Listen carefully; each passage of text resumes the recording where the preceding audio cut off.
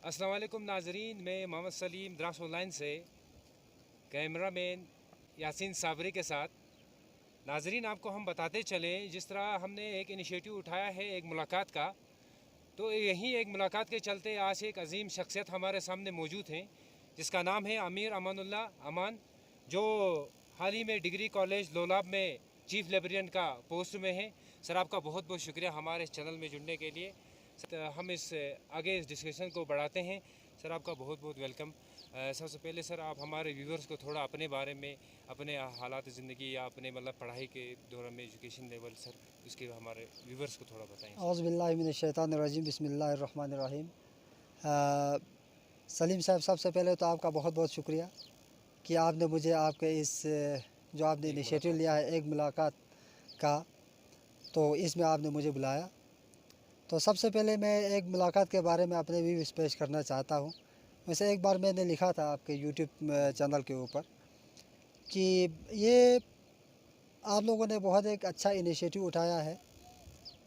इसके ज़रिए मुझे लगता है कि जो हमारा सोशल अवेयरनेस है वो बढ़ेगा। तो मुझे उम्मीद है कि एक मुलाकात या जो अदराज ऑनलाइन चैनल जो आप लोग चला रहे हैं, ये पॉजिटिव चीज़ों को लेकर आगे बढ़े, आगे तरक्की करे, तो फिर इसका ज़्यादा इम्पेक्ट हमारे सोसाइटी के ऊपर हो। तो जहाँ तक मेरी अपनी तारुफ़ की बात है, तो मेरा नाम आमिर अमानुल्लाह है। मैंने 12th क्लास पढ़ा है government higher secondary school Dras से। उसके बाद फिर मैं बीएससी किया हूँ एसपी कॉलेज श्रीनगर से। उसके बाद मैंने पीजी किया लाइब्रेरी एंड इंफॉर्मेशन साइंस में कश्मीर यूनिवर्सिटी से। फिर बीएड किया हूँ कश्मीर यूनिवर्सिटी से। उसके बाद मैं सबसे पहले टीचर लगा 2006 दिसंबर में। तो 4 साल मैंने टीचर का प्रोफेशन का काम किया। उसके बाद मैंने school librarian as a school librarian मैंने जो है 1 साल काम किया। फिर उसके बाद पीएससी हुआ। तो पीएससी होने के बाद मैं कॉलेज लाइब्रेरियन के लिए जो है मैं 2011 से मैं कॉलेज लाइब्रेरियन का काम कर रहा हूँ। तो कोई 7-8 साल मैंने गवर्नमेंट डिग्री कॉलेज कारगिल में दिया। उसके बाद मेरा पोस्टिंग जो है वो गवर्नमेंट डिग्री कॉलेज सोगाम में पिछले 2 साल से है। तो ऐसे ही हालात में हमने पढ़े हैं। हायर सेकेंडरी हुआ करता था हमारे यहाँ, लेकिन टीचर्स की बहुत कमी रहती थी। मगर ऐसा था कि तब हमारे ज़माने में टीचर जो पढ़ाते थे, जो भी टीचर आते थे, तो हम बहुत ध्यान से पढ़ते थे। तो तब ऐसा स्कूलिंग था। आज तो स्कूलिंग का जो सिस्टम है वो काफ़ी चेंज हुआ है जी। सर, आप एजुकेशन से काफ़ी मुंसलिक रहे हैं, तो आज के दौर की एजुकेशन को लेके या 90s के हम एजुकेशन की बात करें तो कितना बड़ा डिफरेंस है या कितना बड़ा कंपैरिजन हम लेके चलेंगे आगे? देखिए, एक्चुअल में क्या है कि जो 90s में जो हम एजुकेशन जो है वो हासिल करते थे, तो वो बहुत ही संजीदगी के साथ माँ बाप बच्चों को स्कूल भेजते थे। और स्कूल में टीचर्स और बाकी नॉन टीचिंग फैकल्टी मेंबर्स सब लोग संजीदगी के साथ पढ़ाते थे कि हमारे इस इलाके को, इस सोसाइटी को जो है कोई टीचर बने, कोई डॉक्टर बने, कोई इंजीनियर बने, कोई अलग अलग प्रोफेशन में बने, ताकि यहाँ की जो मजबूरियाँ, जो प्रॉब्लम्स हो वो सॉल्व हो जाए। अब का जो एजुकेशन है, आज हम 2020 में है। अब तो आज के एजुकेशन में क्या है कि आज सबसे पहले ये देखते हैं कि जॉब का स्कोप कहाँ है। तब तो सोचते थे कि सोसाइटी को डॉक्टर की ज़रूरत है, सोसाइटी को टीचर की ज़रूरत है, तो इन चीज़ों को देखकर संजीदगी से पढ़ते थे और पढ़ाते थे। आज क्या है कि आज माँ बाप यानी पेरेंट्स भी यही देखते हैं और बच्चे भी यही देखते हैं कि जॉब का ज़्यादा से ज़्यादा अपॉर्चुनिटी कहाँ है।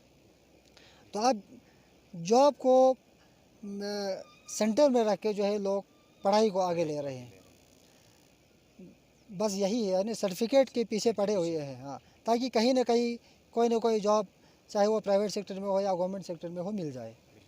जी सर, हम सोशल मीडिया की बात करें एजुकेशन को लेके, आजकल सोशल मीडिया का क्या इम्पेक्ट है, या आज के दौर में ई लर्निंग है या ऑनलाइन क्लासेस बच्चों को किस हिसाब से, या जो पहले की देखेंगे तो क्लासेस में पूरा एक पूरा एक सिस्टम के साथ चलाते थे, तो आज की डेट में ई लर्निंग इसका कितना बड़ा हमारे एजुकेशन में ये रहा? एक्चुअल में ऐसा है सलीम साहब कि जो पुराने ज़माने में जो पढ़ाई होता था, तो वो ज़्यादा उसका फोकस सिलेबस पर तो रहता ही था, लेकिन उससे ज़्यादा फोकस जो है प्राइमरीज़ में, मुझे मालूम है जब हम प्राइमरीज़ में पढ़ते थे कि टीचर जो है स्टूडेंट के बिहेवियर के ऊपर बहुत ज़्यादा तवज्जो देते थे और उस बिहेव अगर कोई किसी का गलत बिहेवियर होता तो उस बिहेवियर को मोल्ड करते थे, चेंज करके उसको एक अच्छा बिहेवियर वाला स्टूडेंट बना लेते थे। पुराने ज़माने के टीचर्स में एक अलग सा एक रूहानी ताकत भी था, तो वो अमली तौर पर बहुत कामयाब टीचर थे। जैसे हमारे टीचर्स होते थे वो हमारे कलम को बनाते थे। मैं ये मानता हूँ कि तब के टीचर जो है वाकई में स्टूडेंट्स पर अपने अमल के हिसाब से अपने काम के ज़रिए जो है एक इम्पैक्ट डालते थे, जिसकी वजह से जो है बच्चों का बिहेवियर अगर बुरा हो तो वो अच्छा बन जाता था। अब जो आजकल का जो सिस्टम है, जो लर्निंग एनवायरनमेंट हमारे स्कूल से कॉलेज से, तो इसमें क्या है कि गवर्नमेंट का भी पॉलिसी है कि आप जो है लर्निंग जो है वो उसको बहुत आसान बनाओ, बहुत ही प्ले वे मेथड में चलाओ, आप लोग डंडे का इस्तेमाल मत करो। एक तो ये आ गया। दूसरा फिर हमारा जो सोशल ऑर्डर है जो पहले ज़माने का था, हम जब घर से निकलते थे बोलते थे कि टीचर के साथ बदतमीज़ी की तो बात ही नहीं है, कि ऊंची आवाज़ में अगर बात करता तो घर में सबसे पहले हमारा ठीक ठाक हिसाब किताब लिया करता था। लेकिन आज हमारा सोशल ऑर्डर जो वो बिगड़ गया। आज क्या करते हैं कि मुझे अगर आप टीचर हो सकता है आप कमज़ोर टीचर ही सही, लेकिन टीचर है तो मैं अपने बच्चे को बता दूंगा अगर सलीम सर ने कुछ किया तो उसको धड़ के जवाब देना। आज हमारा सोशल ऑर्डर चेंज हो चुका है। हाँ, घर में माहौल वो नहीं रहा। फिर उसके बाद जो है पेरेंट्स भी जो है उनका बिहेवियर भी अब सही, ओवरऑल सोशल ऑर्डर चेंज हुआ है। इसकी वजह से क्या हुआ कि बच्चे बेबाक हो गए हैं। तो एक टीचर जो है एक डंडा मारने से पहले बहुत सोचता है कि मेरे ऊपर कोई परेशानी तो ना आए, है ना। तो ये सारी चीज़ें हैं कि सोशल ऑर्डर आज बहुत चेंज हुआ है। तो जो लर्निंग का सिस्टम है, जो एक्चुअल में क्या है कि स्कूल क्या है कि स्कूल एक एनवायरनमेंट प्रोवाइड करता है, तो आज के स्कूल जो है वो एनवायरनमेंट अब प्रोवाइड नहीं करता है जिसमें एक इंसान जो है एक अच्छा इंसान बन जाए, एक गलत बिहेवियर वाला लड़का जो है वो सही बिहेवियर का लड़का बन जाए, फिर आस्ते वो अडल्ट हो जाए, फिर वो हमारा एक रिस्पॉन्सिबल सिटीज़न बन जाए। आज एक्चुअल में जो है स्कूल जो है ऐसे लर्निंग सिस्टम अब नहीं रहे हैं। हाँ, इस बारे में ऑनलाइन है ना सर, ऑनलाइन क्लासेस करते हैं आज आज की डेट में। आज बच्चे सोशल मीडिया में या ऑनलाइन क्लासेस, इसका क्या ये है सर? क्योंकि बच्चों के सोशल मीडिया की बात करें तो आज बहुत हाँ, सारा इसका इम्पैक्ट आ रहा है एजुकेशन के हिसाब से। ये तो आपने बहुत अच्छा क्वेश्चन पूछा। इसके बारे में मैं ख़ुद भी असेसमेंट करते रहता हूँ। मेरे अपने भांजे हैं, भतीजे हैं, बिल्कुल। तो कुछ बाहर भी पढ़ते हैं, हॉस्टल्स में भी बैठते हैं, कुछ के पास स्मार्टफ़ोन भी है। तो जहाँ तक मुझे लगा सलीम साहब की जो सोशल मीडिया आया ना, ये सोशल मीडिया की वजह से जो है इसने वक्त बर्बाद कर दिया। इसने टाइम जो है ना वो खा लिया, लोगों का हज़म कर लिया। तो आज क्या होता है कि स्टूडेंट्स के पास अगर स्मार्टफ़ोन होगा तो फिर वो सोशल मीडिया पर ज़रूर होंगे, यानी एजुकेशन के रिलेटेड उनका ना शेयर से कुछ चीज़ें शेयर होता है ना, ना सोशल मीडिया पर, इंस्टाग्राम पर या फेसबुक पर या ट्विटर पर एजुकेशन से रिलेटेड उनका ना ज़्यादा डिस्कशन है ना। उसमें सिर्फ एक दूसरे को शाबाशी देने वाली बात, एक दूसरे के फ़ोटो को यूं ही लाइक करके और शेयर करके खुशफहमी में मुब्तला करने वाली बात, ये बहुत बुरी बुरी बातें जो है वहाँ से निकल आती है।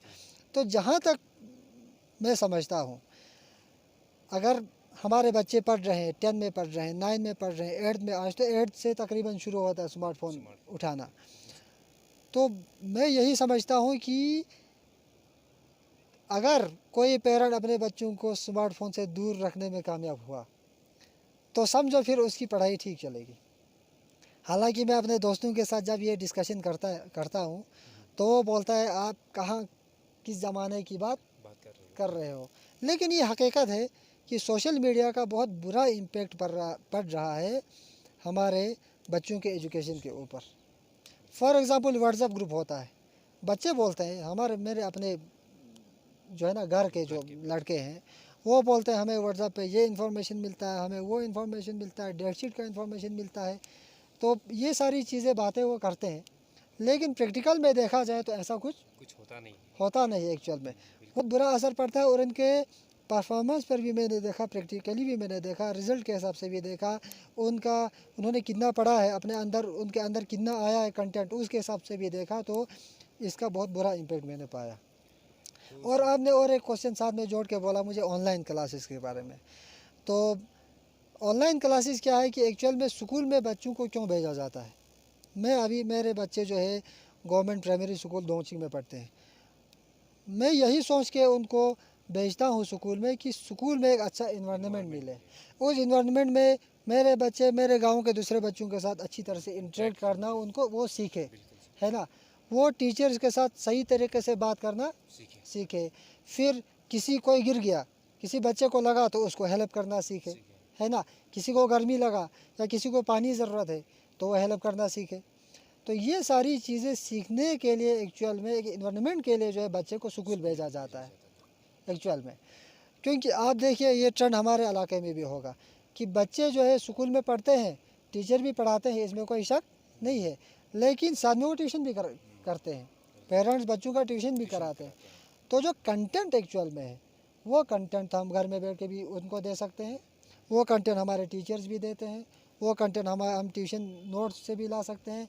या आपने ऑनलाइन क्लासेस बोला, अगर पेरेंट के गाइडेंस में चले तो कुछ अच्छे कंटेंट जो है वो ऑनलाइन अवेलेबल है, तो वो कंटेंट देना कोई बड़ी बात नहीं। लेकिन बिहेवियर अच्छा बनाने के लिए बच्चों को लोग स्कूल भेजते हैं, है ना। तो ऑनलाइन क्लासेस हमें जो है बिहेवियरल चेंज में कोई काम नहीं करता है। पहले ज़माने में तो हम स्कूल जाते थे तो हमारा बिहेवियर ही चेंज हो जाता था। जो जैसे 10 में पहले ज़माने में बहुत लोग फेल हो जाते थे, फिर उनका अलग बिहेवियर बाज़ार में बनता था तब। फिर वो सेकंड चांस में पास करके जब स्कूल जाते थे ना, फिर उनका बिहेवियर ही चेंज हो जाता था। चाहे उनका बाल का सेटिंग होगा या चलने का अंदाज़ होगा, बात करने का होगा। क्योंकि वो एक एनवायरनमेंट देता था कि बच्चे का बिहेवियर जो है वो अच्छा हो जाए, है ना, अच्छाई की तरफ बच्चे उसमें डेवलपमेंट आ जाए बिहेवियर में। तो ऑनलाइन क्लासेस से कंटेंट मिलेगा, इसमें कोई शक नहीं है। लेकिन जो बिहेवियरल चेंज हमें ज़रूरत है, जो मॉरल बिहेवियर आजकल के बच्चों को देखो, है ना, मॉरल एजुकेशन की बात करें तो वो पीछे रह जाता है, कोसों पीछे रह जाता है। तो आजकल ख़ासकर पेंडेमिक के दौर में कॉलेज से लेकर हायर सेकेंडरी से लेकर प्राइमरी स्कूल तक जो है यूट्यूब में आपको ऑनलाइन, है ना, वो मिलेगी, क्या कहते हैं, कंटेंट मिलेगा वीडियो की शक्ल में, ऑडियो की शक्ल में या PDF में, है ना। ये तो हेल्पफुल है, इसमें कोई शक नहीं है। लेकिन ये मेन एजुकेशन को रिप्लेस नहीं कर सकते, उसको एक सप्लीमेंट दे सकता है। सपोर्ट के लिए जो है ऑनलाइन क्लासेस चल सकती है। हाँ ये सर आपका एक सीमा ऑर्गेनाइजेशन उसका फाउंडर भी है सर आप जी। तो मैंने बहुत सारे बच्चों से मैंने सुना कि सीमा जो ऑर्गेनाइजेशन है वो करियर काउंसलिंग पे ज़्यादा फोकस करती जी। थी, मगर रिसेंटली कुछ कुछ मतलब 1-2 साल के अंदर मतलब हाँ, ये सही ये काम नहीं कर काम रही है। नहीं कर रही जी है या जी करियर काउंसलिंग का वो क्लासेस नहीं लग रहे जी हैं। जी जी। तो ये सर इसमें क्या ये रहा या हाँ, सिर्फ सबसे पहले तो काम करने की बात है। जैसे आप नौजवान हैं, आप लोगों ने एक इनिशिएटिव अभी उठाया है, ठीक है ना। आप ये इनिशिएटिव अभी इसलिए उठा पाए कि एक तो आपके अंदर कोई ना कोई टैलेंट होगा, तभी तो आपने इस तरफ ध्यान दिया कि हम जो है इस सोशल अवेयरनेस के लिए जो है हम कैसे कैसे कंट्रीब्यूशन अपना दे सकते हैं। या आपने सोचा होगा, डिस्कस किया होगा आप 2-3 नौजवानों ने, क्योंकि आपके अंदर एक तो एक कैपेसिटी है, कैपेबिलिटी होगा। और अभी रुकने के सिलसिले में मैं आपको बताना चाहता हूँ कि कहते हैं ना कि गया वक्त फिर हाथ आता नहीं। तो कोई भी चीज़ का कोई वक्त होता है, उस वक्त में इंसान जो अच्छा काम कर सकता है वो करना चाहिए। हमें सबसे बड़ा जो कॉन्स्टेंट आ गया इस सीमा ऑर्गेनाइजेशन को आगे चलाने में, वो वक्त की कमी अब हमें होने लगी है। क्योंकि हम सारे बहुत मेच्योर लोग इसमें सीमा ऑर्गेनाइजेशन में काम करते हैं ना। और उसके अलावा और भी बहुत सारी जिम्मेदारियां हैं, हम किसी प्रोफेशन से जुड़े हैं, ज़्यादातर एजुकेशन से जुड़े हैं, स्कूल में भी एक्स्ट्रा जिम्मेदारी है, फिर सोसाइटी का भी अलग से जिम्मेदारी है। उस जिम्मेदारी जब बढ़ती है तो फिर आप सोसाइटी को कुछ कंट्रीब्यूशन देना भी चाहता है तो नहीं दे पाता है ना। कहीं ना कहीं ये असर तो आता आ रहा है ना सर कि बच्चों पे जो चाहते हैं कि ऐसा करियर हाँ, काउंसलिंग हो। अब देखिए, अगर हमें करियर काउंसलिंग अभी करना है तो सबसे पहले अब हमें ख़ुद को टाइम निकालना पड़ेगा। हम जैसे 2012-13 में हमने शुरू किया, तब हम टाइम निकालते थे, दौड़ के जाते थे, है ना, ज़्यादा जिम्मेदारियां नहीं थी, तो हम बहुत सारी चीज़ें, और सब लोग यहीं अवेलेबल थे, कारगिल द्रास के अंदर अवेलेबल थे, तो तब हो पाता था। अब वक्त की कांस्टेंट की वजह से जो है ये चीज़ थोड़ा, हाँ, थोड़ा रुक गया है ये। लेकिन इंशाल्लाह हम उम्मीद करते हैं कि हम बात करते रहते हैं आपस में, हम सारे लोग, कि भाई हमने तो काम रोक दिया, हमें क्या करना चाहिए। तो हमें लगता है कि हम अब और नौजवानों को इससे जोड़कर, है ना, जो ज़्यादा एनर्जेटिक नौजवान है और अच्छे हैं, लोग पढ़े लिखे आते हैं, वो अच्छा गाइडेंस एंड काउंसलिंग कर सकते हैं, उनके साथ बात करके, जैसे आप लोगों के साथ बात करके जो है हम इसको आगे बढ़ाएं, ये हम सोच रहे हैं। और जहाँ तक सीमा ऑर्गेनाइजेशन का बात है, तो हमने बहुत बहुत कोशिश किया कि हम एक सोशल एक्टिविज़म लाए, है ना, एक सोसाइटी में एक्टिविज़म लाए एजुकेशन को लेकर, है ना। फिर बच्चों को ख़ासकर पता ही नहीं होता था कि आगे जाके करना क्या है ना, क्योंकि हमारा सोसाइटी का सेटअप आपको पता है ना। तो उसके लिए हमने गाइडेंस एंड काउंसलिंग की बहुत सारे किए, है ना। फिर हमने फ्री ट्यूशन पढ़ा नीचे लेवल पर, वीईसी लेवल पर, एसएमसी लेवल पर, आंगनवाड़ी लेवल पर, उनके साथ बात किया। लेकिन ये काम करते करते सलीम साहब, आपको बता दूं, आपको भी ये एक्सपीरियंस आगे काम आएगा जब आप सोसाइटी में काम करेंगे। तो प्रॉब्लम ये है कि हमारा सोसाइटी का जो सेटअप है और जो थिंकिंग है ना, ये फ्री थिंकिंग इनमें थोड़ा कम है ना। और बहुत जल्दी जो है अफवाह पर यहाँ पर बहुत ज़्यादा ध्यान देते हैं, हाँ, ध्यान दिया जाता है। तो हमने भी इसी के साथ काम, हमें लगा कि पेरेंट्स अवेयरनेस भी बहुत इम्पोर्टेंस रखता है, हाँ, है ना। वो पेरेंट अवेयरनेस भी हमने दे दिया, थोड़ा स्कूल इन्वायरमेंट के बारे में उनको बता दिया, है ना। तो इस तरह से काम तो वैसे हमने काफ़ी किए और उम्मीद है कि हम आगे भी इंशाल्लाह करेंगे। लेकिन वही वक्त का तकाजा है, अब कुछ नौजवानों को के साथ बात करना पड़ेगा, उसके बाद जो है हम एक्टिविटीज़ के लिए कुछ वॉलंटियर्स अगर एक हो जाए तो वो अपना काम हाँ चलाते जाता है। तो सोशल एक्टिविज़म में वैसे मुझे लगता है अगर हम कामयाब हुए आज तक, तो सोशल एक्टिविज़म में कामयाब हुए और अवेयरनेस देने में, ख़ासकर बच्चों को। उसके बाद फिर बच्चे भी कंटेक्ट करते हैं, पेरेंट्स भी कंटेक्ट करते हैं, आम तौर पर करते रहते हैं। तो उसका अगर आपको कुछ मालूम है तो उसका इम्पेक्ट पड़ जाता है ना। किया बहुत कुछ जा सकता है। एक चीज़ मैं बता दूं कि अगर आप एक बैच को लेंगे क्लास 5 से, आप मानिए, ठीक है ना, गरीब हो या अमीर हो, इसके ऊपर ज़्यादा ध्यान नहीं देना पड़ेगा, है ना। हाँ, लेकिन किस में ज़्यादा पढ़ने का शौक़ है, किस पेरेंट में जो है अपने बच्चे को अच्छा एजुकेशन देकर अपने सोसाइटी के लिए एक अच्छा बच्चा जो है वो बना कर देना चाहते का शौक़ है, सबसे पहले हमें वो देखना पड़ेगा। फिर अगर हम ऐसा करें कि 5th क्लास में जो है हम 5 लोग बच्चों का बैच ले लें, काफ़ी है, 7 का ले लें, ठीक है ना। पढ़ाने के लिए आपको टीचर्स वहीं से फ़ोन करेंगे कि हम पढ़ाने के लिए आएंगे आपके बोर्डिंग स्कूल में, 1 घंटा मैं दे दूंगा साइंस के लिए, मैं 1 घंटा आपको उर्दू के लिए दे दूंगा, मैं 1 घंटा मैथ्स के लिए दे दूंगा, मैं 1 घंटा आपको इस्लामिक टीचिंग्स के लिए दे दूंगा। ऐसे वॉलंटियर्स बहुत है हमारे पास। लेकिन इसको मैनेज किया जाए और फिर 5th से अगर शुरू किया जाए, 5, 6, 7, 8, 9, 10 तक अगर हम यहाँ पर उनको बोर्डिंग में रख के अपने इसके, है ना, गाइडेंस करते हुए अगर हम पढ़ाए, तो उनको फिर उसके आगे हम किसी भी चीज़ के लिए तैयार किया जा सकता है। हमें डॉक्टर्स की कमी है, 10 डॉक्टर्स हमारे सब डिस्ट्रिक्ट हॉस्पिटल में पोस्टिंग हुआ था और कितने ने ज्वाइन किया? 2 ने, डॉक्टर रियाज साहब और डॉक्टर एहसान साहब। क्यों? वो यहीं के थे ना, तभी तो ज्वाइन किया, बाकी ने तो ज्वाइन किया नहीं। तो हम डॉक्टर दे सकते हैं, हम इंजीनियर दे सकते हैं, बहुत अच्छे टीचर्स हम प्रोड्यूस करके दे सकते हैं। लेकिन ये लॉन्ग टर्म प्रोसेस है। इसके ऊपर अगर इसी तरह से सोशल अवेयरनेस चलता रहे तो काम किया जा सकता है, नौजवान आगे भी आ सकते हैं। तो ये चीज़ें पॉसिबल, बिल्कुल भी पॉसिबल है। और जहाँ तक गाइडेंस एंड काउंसलिंग की बात है ना, ये बहुत इंपॉर्टेंट है गाइडेंस एंड काउंसलिंग। मैं आप लोगों से भी रिक्वेस्ट करता हूँ कि साल में कम से कम 2 बार जो है गाइडेंस एंड काउंसलिंग होना ही चाहिए। एक तो बिल्कुल मिड सेशन में स्कूलों में जाके कर सकते हैं, और दूसरा जो है आप जब रिज़ल्ट एग्ज़ाम देते हैं, एग्ज़ाम में अपेयर होने के बाद जो है उनको गाइड करेंगे, तो उसी हिसाब से फिर प्रिपरेशन के लिए चले जाते हैं आगे पीछे पढ़ने के लिए। सर आप एक एजुकेटर, तो बच्चों के मोरल एजुकेशन पे पेरेंट्स का क्या एक रोल रहता है सर? देखिए सलीम साहब, आप अपने बच्चे को एक उस्ताद के पास भेजते हैं, ठीक है ना, तो उसके ऊपर सबसे ज़्यादा इम्पैक्ट जो है उस उस्ताद का, उस्ताद ख़ुद के बिहेवियर का पड़ता है ना, पड़ता है ना। तो जहाँ तक पेरेंट्स का ताल्लुक़ है, तो हमारे यहाँ पर मैंने देखा पेरेंट्स पेरेंट्स हजरात को बुरा नहीं मानना चाहिए, बुरा नहीं लगना चाहिए मेरी ये बात कि पेरेंट्स जो है हमारे यहाँ बहुत केयरलेस है। पेरेंट्स जो है क्या बात करने हैं बच्चों की के सामने, ये सोचना तो दूर की बात है, वो तो सिगरेट पी लेते हैं बच्चों के सामने। नहीं तो एक पेरेंट को बहुत होशियार बैठना है कि बच्चों के सामने कैसे बात किया जाए, अगर गुस्सा भी आया तो फिर दूसरे के साथ कैसे इंटरेक्ट किया जाए, क्योंकि माँ बाप का ही तो इम्पेक्ट बच्चों पे सबसे ज़्यादा पड़ेगा। तो एक्चुअल में क्या है, जो हमारे पेरेंट्स है उसमें सभी लोग नहीं लेकिन मैक्सिमम लोग जो है वो उनको असल में ख़ुद को ये अवेयरनेस नहीं है कि हमारा इम्पेक्ट हमारे बच्चों पे पड़ता है बोल के, ठीक है ना। तो सबसे जो कमज़ोर रोल मॉरल एजुकेशन के लिए है तो वो किसी पेरेंट का है। हमारे इस सोशल ऑर्डर में मैं देखता हूँ कि पेरेंट्स, ये बच्चे जो है वो घर से बिगड़ के निकलते हैं।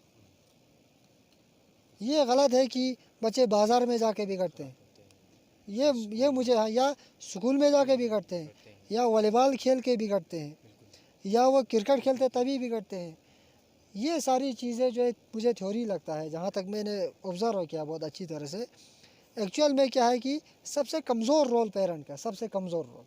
हालांकि बच्चे का मॉरल एजुकेशन में, उसके मॉरल बिहेवियर में, उसका सोशल बिहेवियर में, इन सारी चीज़ों में सबसे ज़्यादा रोल पेरेंट का होना चाहिए था, वो नहीं है आज।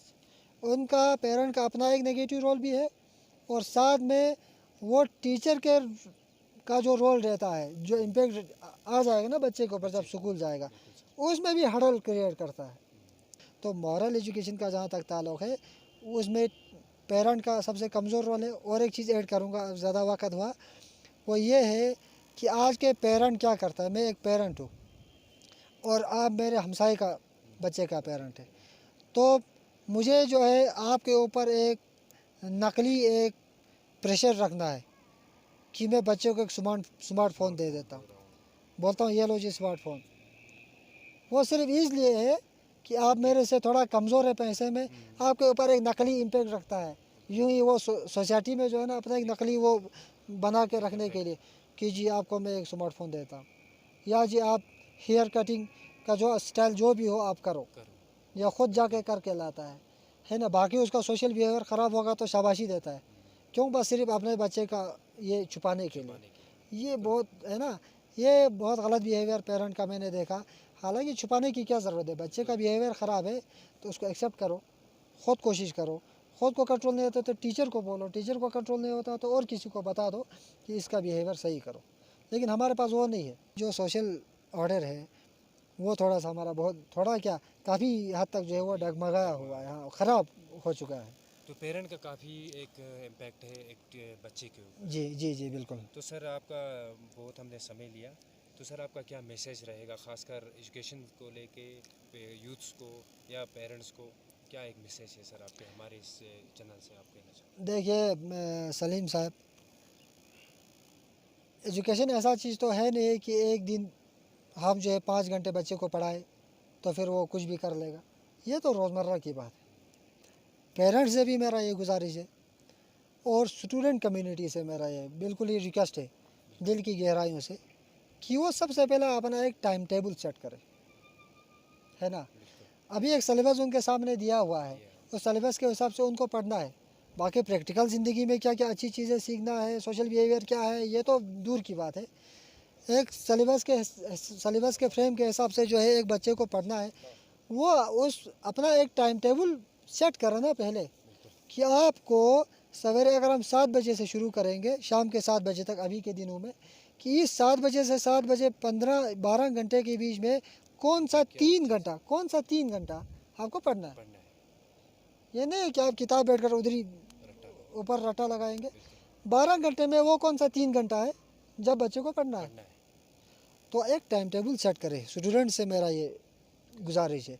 और एक एक टॉपिक एक एक दिन में करें, एक एक छोटा छोटा टॉपिक। जो लोग साइंस पढ़ रहे हैं 10th में तो वो फोटोसिंथेसिस एक दिन में पढ़े, बस काफ़ी है इतना अगर पढ़ा जाए तो। और पेरेंट्स से मेरा ये गुजारिश है, क्योंकि पेरेंट का रोल बहुत ही कमज़ोर है, मैंने आपको बता दिया, मैंने अब शिकायत कर लिया पूरे पेरेंट्स से। तो उनसे मेरा ये गुजारिश है कि अपने बच्चे को स्मार्टफोन से जितना दूर रखना चाहते हैं दूर रखिए, अपने फ़ोन पर भी बच्चों को हाथ डालने मत दीजिए। और आजकल तो छोटे बच्चों को भी फ़ोन दिया जाता है, उसका तो और एक अलग हेल्थ इम्पैक्ट फिर अलग बात है। अब ये फिर हमारा डिस्कशन ज़्यादा लंबा हो जाएगा, है ना। तो स्मार्टफोन से दूर रखें। बच्चों की पढ़ाई के ऊपर 12 घंटे में से कौन सा 3 घंटा बच्चे के साथ बैठना है, ये तय करे पेरेंट्स। आप डिसाइड करें। आप तीन घंटे दे दे पेरेंट्स जो है बच्चे के साथ 3 घंटे दे दे। बच्चे को चाय बनाकर लाकर उसके सामने रखे, पानी लाए उसके सामने रखे, बिस्किट उसको खाना है सामने रखे, और आप उधर बैठ जाइए कोने में, इधर बच्चा खुद पढ़ेगा। कौन सा 3 घंटा आप 12 घंटे में निकालेंगे, 24 घंटे में निकालेंगे। दिन में ही थोड़ी पढ़ाई होगा, है ना। 24 घंटे में कौन सा 3 घंटा जब आप निकालेंगे कि आप अपने बच्चे के साथ अपने कमरे, बच्चे के कमरे में बैठेगा, बच्चे को चाय चाहिए, पानी चाहिए, ला कर दे दीजिए ना। फिर देख लीजिए कि बिहेवियर बनता है कि नहीं बनता है बच्चे का। उसका जो कंटेंट जो उसको लेना है अपने दिमाग में, जो नॉलेज उसको किताबों से लेना है, लेता है कि नहीं लेता है, आप देख लीजिए फिर, है ना। अब पेरेंट्स, एक्चुअल में पेरेंट्स का भी एजुकेशन लेवल थोड़ा होना चाहिए ना, जिससे समझ आए कि बच्चा कहाँ पर शैतानी करेगा तो कहाँ पर उनको इन रिसोर्स की ज़रूरत भी पड़ेगा, लैपटॉप का, मोबाइल का। तो मेरा यही रिक्वेस्ट है, स्टूडेंट हजरात से रिक्वेस्ट है और पेरेंट्स से रिक्वेस्ट है कि आप लोग जो है 24 घंटे में 3 घंटे निकालिए पढ़ने के लिए। 3 घंटे तय कर लीजिए, पेरेंट्स भी तय कर लीजिए, बच्चे भी तय कर लीजिए। सोशल ऑर्डर भी बनेगा और बिहेवियर भी बनेगा और पढ़ाई भी होगी। थैंक यू सर, आपका बहुत बहुत। तो सर ने काफ़ी चीज़ें, काफ़ी यूज़फुल चीज़ें बताई, कैसे पेरेंट्स को, कैसे बच्चों को अपने स्टडी के मतलब। तो ये नाजरीन आपके लिए ये थे अमीर अमीनुल्लाह, चीफ लाइब्रेरियन। नाजरीन, इस वीडियो को ज़्यादा से ज़्यादा, इस मैसेज को ज़्यादा से ज़्यादा शेयर कीजिए, और एक बार फिर हम नए एक शख्सियत के साथ फिर जुड़ेंगे। तब तक के लिए शुक्रिया। अस्सलाम वालेकुम। शुक्रिया।